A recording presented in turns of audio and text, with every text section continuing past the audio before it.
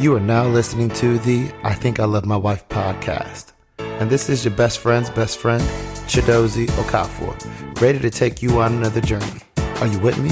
Because I'm ready. Let's get it. In this episode 6 of our bonus 10-part mini-series, we talk about the levels of care and how you operate and what you project. We discuss the pressure that men feel to solve or fix, and the difference between how we think about support and resolution compared to women. We discuss honesty and the difference between omission and telling the truth. We also go deeper on this generation's cancel culture and the connection to women's ability to quickly dead things. And lastly, we talk about the importance of asking the right questions. I think it'll be interesting to get both of our perspectives on. So the first one that we wanted to talk about is vulnerability, and really want to understand, I guess, one, start off by like, what does that mean to you, and what are your expectations of like your partner or potential partner? Yeah, vulnerability to me is super important to advancing any dating relationship or situation, whatever you want to call it. I think that as time goes by and as the experience together advances, I think vulnerability is sort of one of those things that blooms.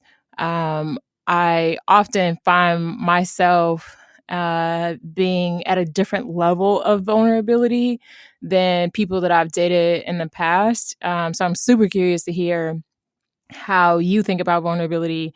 But in general, I think vulnerability is related to honesty and trust and comfort with the other person. And I know it doesn't all come on day one, but I think a lot of that should come early, and just like being forthcoming about who you are and what you want. And that to me is like the first step. But I feel like guys don't always come with their cards face up. I don't think women do either. I think you guys are better at masking it, but you know, that's another. Sure. I'm just saying, I just think that, like, I think in a lot of ways, women are more communicative, they are more expressive, and so sometimes what they are communicating and sharing can come off as like that deep, penetrating vulnerability, and it's not, because in some ways, or in some cases, they haven't processed what they think, really understand what they feel, and so they're communicating, but they're not necessarily being vulnerable in a way that I think vulnerability requires, where guys probably just don't say nothing. But isn't that just being raw? Like, if a woman can say how she feels, even though it's not fully processed or even though it's not fully formed, isn't that just being raw? And isn't that another form of vulnerability? I think, yeah, it could be a form of it. And I think there's something to be said around, like, to be said around being comfortable enough in a space where you are being, like, you know, someone says, like, I'm barefaced, right? So you're raw in the sense that you're not scared of the consequences or reactions because you are comfortable or safe enough to express how you feel in the moment, right? But I also think that, you know, what we say, what we do, especially when you're involved with someone and in some ways you are now responsible for how that person feels, requires a level of care in how you operate and what you project out and what you don't project out. And so I think in some cases, that rawness is probably unappreciated as much as like getting to the point. And some of that's a functionality of guys versus girls. Like, a lot of women are process oriented. It's about the journey as much as it is the destination. And for a lot of guys, it's the destination. He's like, hey, this is bothering you, or this happened in your past. You know, what does that mean for us today, right? The journey doesn't really matter, especially if you haven't felt how you feel and understand what that means, because in going through that process, naturally, right? I'm not saying that the person is wrong for going through the process. How you feel about it over time will change. And if you haven't, and that time could be within a couple hours, a couple of days, depending on the situation, years, depending on the situation. And if you haven't really processed it to know how you truly feel about it, not necessarily in the moment, then the guy's reacting off of this, and that might change tomorrow. It might change the next day. And I think that can become, I think that's where you find tension points between guys and girls. I shouldn't say girls, Yeah. women. Women, thank you for throwing some respect I'm a on work my in name. process. No, I understand that, but I also just wish that guys were a little bit more dynamic, and I think this is the difference, or one of the differences between men and women. But like, I think part of how men are is compartmentalizing things like emotions and outcomes or whatever. So, yes, I can say to you today, I'm upset about this. And then tomorrow, I'm like, well, I'm less upset about it, but I recognize that my emotions were here and I just wanted to address that. And the day before is about me being one, which I still think is vulnerable, but two is like the day after is like self-awareness. So I think that it's important for women to be able to like really sort of be themselves and emote the way they emote and like share that without a man being like, wait, so you changed your mind? So you didn't feel that way? Or now you feel this way? Like, I think there's a balance that we have to like work at. But I think, with good communication, then that's possible. True. And I think what we both strive to accomplish in each of our podcasts is to really provide perspective that helps you understand how to operate, and also in some ways justifies, what behaviors you may or may not do, right? And so I say that to say that, if you're a guy out there, and what I've been learning is sometimes we just got to listen, right? Like, we just need to, we're not here to solve problems. Oh my god. But that's how we're built, right? And so that's a lesson that I continually have to remind myself, because I'm very much like, why are you telling me this unless you want me to do something about it? And there are a lot of times, especially I think in that processing period, that you just want someone to share that with. And it's challenging because we don't often know the difference. And then in our attempt to solve, because we see a person I care about is hurt or not feeling great, how do I change that? That then can lead to frustration on your end. And then now you guys are having conflict about something that wasn't even the case, right? When no one had malintent in the first place. And so I think for guys, it's important to just, have that top of mind as much as you can remind yourself that, an easier situation would have like the person you would be able to communicate, hey, I just want to share this. I don't need you to do anything right now. Especially in the beginning when you don't know that person well enough to know like when she wants you to act and when she wants you to listen. And so I don't think there's anything wrong on the woman's side to say, hey, I don't want you to do anything. I just want you to listen to me right now. Right. And y'all build that recognition of understanding when those moments are. I also think on the woman's end, it's important to recognize that like we are not built like that from day zero, especially a black man, right? So growing up, and I think I gave this example once, you could talk about male and female, and then you can talk about being black, right? And so as a male, like just think about when a toddler falls down, right? The girl, if it's a girl, hey, you go pick her up. Hey, you okay? You're comforting her. You letting her cry it out. If it's a boy, like, hey, stop crying. You ain't hurt. And so at that early age, he's already learning, okay, what I felt is not important. We need to get over it, And so that continues to repeat itself over time. And then being a black man, it's like you're not privileged enough to respond to how you feel in every situation. It's almost to your detriment to respond to all the things that life throws at you and the adversity you face, that like you almost can't succeed unless you learn how to compartmentalize. And so I think there's challenges to understand, okay, how do I take this thing that's I would say moving me in a safe manner, right, protecting me in the outside world, and then come into a space that's supposed to be safe and knowing to turn that off, right? And I think that's challenging. especially when you don't recognize that. And so I think there's grace that also has to come to like know that guys are not communicating intentionally. It's just how we've learned to operate over time. Absolutely. I definitely agree with that. Grace on both ends too. But going back to the first piece of that, I am a huge fan of just saying up front, like, I'm not asking for a solution here. Yeah, I I'm support just that. talking to you about how I feel to set that expectation, because I deal with that often, and I find that like just being upfront is like super helpful, because I often just want to talk it out. I don't really like, I might have a solution, I ask your opinion, but I'm not like, oh, what, well, can you please solve this for me, please? And I recognize that that's how guys are conditioned. And I think your other point is about conditioning.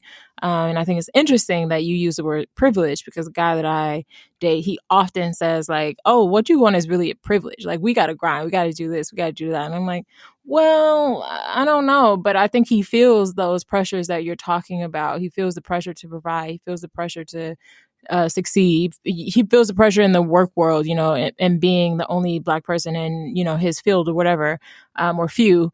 So I definitely understand that. But grace is what we should both and all be striving to provide to our partners, and really communication, because we're not mind readers. So I agree with you.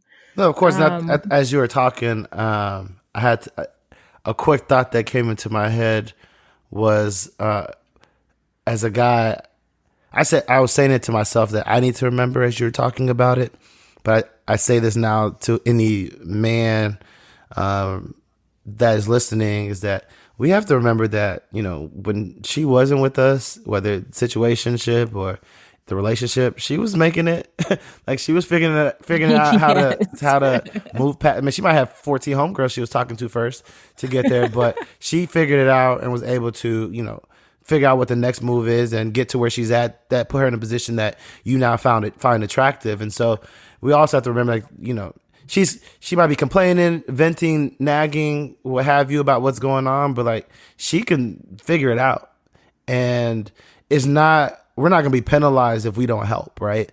Sometimes we I think low key feel like, oh man, if I don't solve this, it's gonna be not that it's gonna be drama, but like I failed in some kind of way. And so I Yeah. think we have to remind ourselves and remember as men that she was figuring out stuff before we met. If it don't work out, she's gonna figure stuff out too. And so almost if you could force yourself to be like, I'll just wait for her to ask me for help, right? And let the Right. argument be about you don't proactively help me, then then you don't listen. Right. And I was actually going to say that like the tension comes from women feeling unheard, not in not getting the tension is not in not getting a solution. So it's like guys need to be a little bit more understanding of like what women want or what they need or what they mean, and not get caught up on how they are as men, as being solution oriented, or as being straightforward, as being as compartmentalizing, because that's not really what it's about. Women, I think, are able to process and multitask a lot better than men. So it's not often like, oh, how do Ooh, I a figure lot all these better. different components out? Yes, that's how I feel. Polarizing comment, but not keep going. Yeah, I mean, I can feel how I want to feel, and if it's It's America. polarizing, You are entitled to feel. You can thank emote all your you. feelings. um but anyway, I agree. And I just think that, again, I think it all goes back to communication though. Yeah, and you know, I try to keep it real 100%. The reality is like a lot of guys don't care either what you're complaining about. Like if we're being honest, like we just don't. And so Right. half of it is that we don't understand why you're complaining and don't get why you're complaining if you don't want a solution. And we don't operate in that way. And so you really don't find guys complain about stuff unless they like want a solution for it, right? And so oftentimes we're like, well, how you felt through the way, like we don't even care about. But I think it's important to like pretend if you have, yeah, pretend sometimes and just be as engaged as you can. And Whoa, why does it have to be pretending? Why can't it just be empathy? empathy of what, like how you feel. Yes. Like, what does that mean? Like, give me an example of what I should be empathetic of. Uh, Like, such hmm. and such unfollows Yeah, yeah, you. yeah. No, I was being petty. like today, I I got to be empathetic today. that your friend unfollowed you. No, so I'm not thinking about that level. That is, that's funny. But I think in that situation, a woman is just like wants her guy to be like, "Damn, that's fucked up." Yeah, and that's Boom, pretending. empathy. He don't care. He probably don't even think it's that fucked up. But he's like, damn, baby, it's messed up. But I mean, that's being. I don't think it's pretending. I just think it's being empathetic. Yeah, Like, natural that but y'all sounds. don't care. You don't care. So I mean, hey, I Yeah, guess it no, is what but it is. what situation did you mean it in? No, I was thinking more real, I guess not social examples, but an example like, oh, I came home and my apartment was like flooded or like there's a leak or whatever. There's nothing you can do about my apartment having a leak right now. But say, oh, babe, did you talk to the landlord yet? Or like, is there anything that I can get you while you figure this out or something like that? But you can't physically fix that. Yeah, but it sounds like there's a lot of things I could have done to make the situation better right there. Like what? Are we in the same city? Do I need to come get you? No, no, not Oh, in the same city. oh, do I need to call a Task Rabbit? Do I need to send you some food? Like, there's things that Well, that's guys what could. I'm saying It though. don't change But your. It don't change the. It doesn't change the leak, right? Do I need to call your landlord? Like, it doesn't change the leak, but it can make you feel better. And so those are the things that guys go to, looking for some type of solve, right? Because it's easy to recognize, like, well, your leak is your thing's leaking, and like, and let's say it's a situation where it's not flooding, but like, let's say you're leaking, you got a bucket there, it's leaking, they're not gonna come and fix it till tomorrow. Yeah, got it. That's the reality. That's what guys understand. But he's still gonna be like, I understand that she is not feeling great. What can I do to make her feel better? And that's what we go that's to. empathy. That's empathy though. Yeah, and so like in that situation, you're talking about the league and all this other stuff and what it might have messed up, and he's like, "What can I do to make you feel better?" I get that there's water on your floor. Put a bucket there, like that part. He's like, "I Amen. don't like." I get the situation. Anything is after that, I'm good on. What can I do to make you feel better? Where you're like, "But look at this, and what if this happens, and what if that happens?" And but we're learning. We got to just engage and listen and let you finish feeling, you know. Yeah. We let we see what we can do about it. Right. Right. Okay, that's fair. We could go on about this, but I want to talk about honesty a little bit because I feel like men and women are always talking about how the other person is being forthcoming and I think it's so related to vulnerability, but I think it manifests in dating, it manifests in very particular ways. Um so I'm gonna put this back on you. One of the episodes we had in season one of Girl Talk with Pops was called "You Don't Have to Lie to Kick It," which or "You Ain't Got to Lie to Kick It," which we have all heard before. But why do you think it's so difficult for men to be honest in dating when there's like literally no commitment at all? This is not your man. This is not your boyfriend. This is not your husband, and yet dudes are still out here lying. And so I can't I can't I can't respond for those individuals because I try to be as honest as possible. Sure, you might have some friends that fit the bill though. I carry myself in great company. No, but Oh. um, I can say that the consultant in me can understand the logic behind in some scenarios. The man in you, the compartmentalizer in you is like, "Oh yeah, let me analyze this real quick No, the and tell empathetic you the answer." aspect, the empathetic part of me can put myself in their shoes Oh, okay, thank you. and try to understand how there might be a situation where someone lies. I think first and foremost, I don't condone it. Let me put that message out there. I don't condone it. So as I'm talking about why people lie, it's not me saying that I do it. But I think people lie in general, right? I don't think it's a man thing or a woman thing. I think people are inherently selfish, and most people are, and they will do things that will benefit them, especially like when it's in conflict with like a lie that they think they will get away with, right? And so I think in situations where guys tend to lie a lot or more commonly is around what, especially in dating, is around what they are doing as it pertains to other people. And Mm-hmm. I think part of that, guys just recognize that, like, if I tell them the truth, well, take a step back. Women are really good compared to guys at, like, deading things. Like, when they want to dead something, like, they dead it, and it's not like a comeback from it typically, unless there are a lot of, like, deep feelings vested. Mm-hmm. And so I Mm-hmm. think guys recognizing that can understand that there are certain things that a woman might hear and she may not be happy with and dead the situation and not give it the potential to grow. And I think that potential to grow is what, if the guy's not out here like bullshitting, is what a guy is hoping for, to see like if this is a person that I want to, continue something with.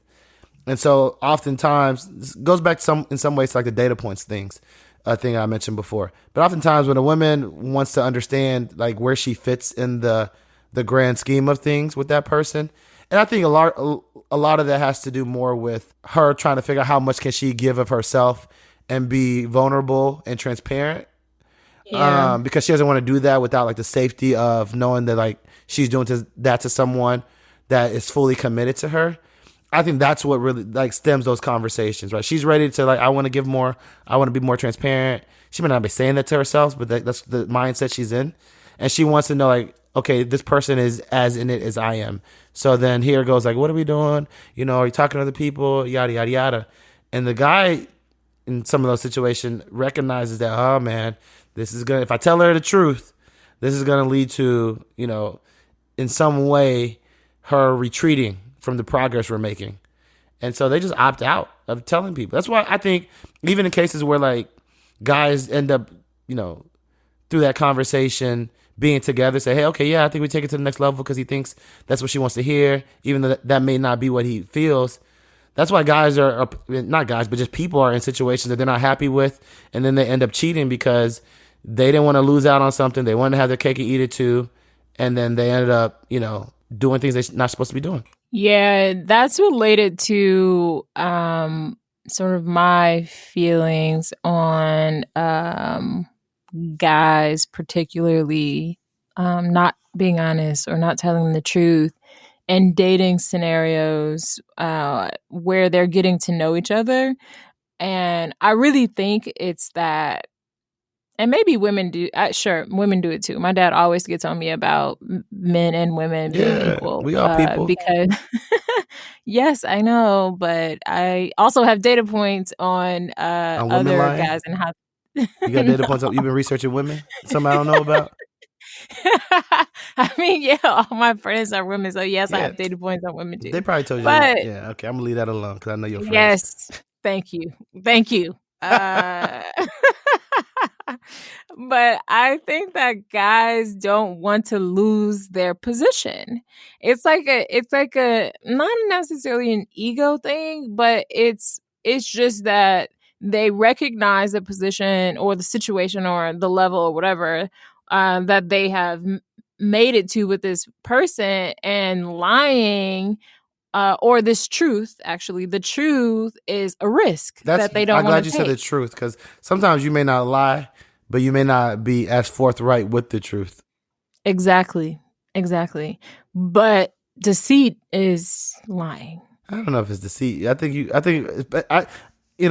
personally think, it's tough because at the end of the day, like when you do it, whatever you do to find the person that you're with, like no one's gonna ask about the past, right? Or not really. And so I think like Wait, what do you mean no one's going to ask about the like past? let's say you were quote in your phrase deceitful, right, with this person, and then it works out in a way where y'all get married. No one's gonna be like tripping that you were deceitful in that moment, right? um and people are doing what they feel is best for them. And so I just think that like you I recognize that people are operating in a manner that is best for them, and sometimes withholding the truth is what people feel like they need to do. And I think, especially at our age, like if you don't know how to ask the right questions to get the answer you want, that's your bad.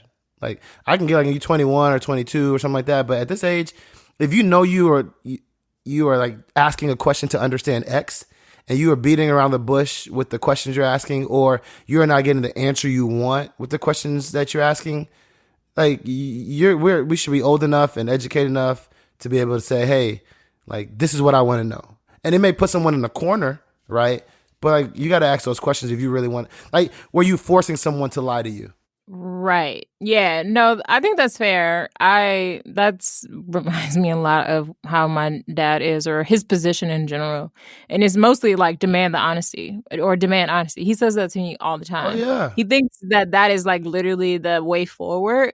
And I think it really is related to what you're saying. It's about asking the right questions, sensing the BS, asking more questions, and giving the person the opportunity to, like, be honest. But you can tell when somebody isn't being forthcoming. You can tell when they're holding back.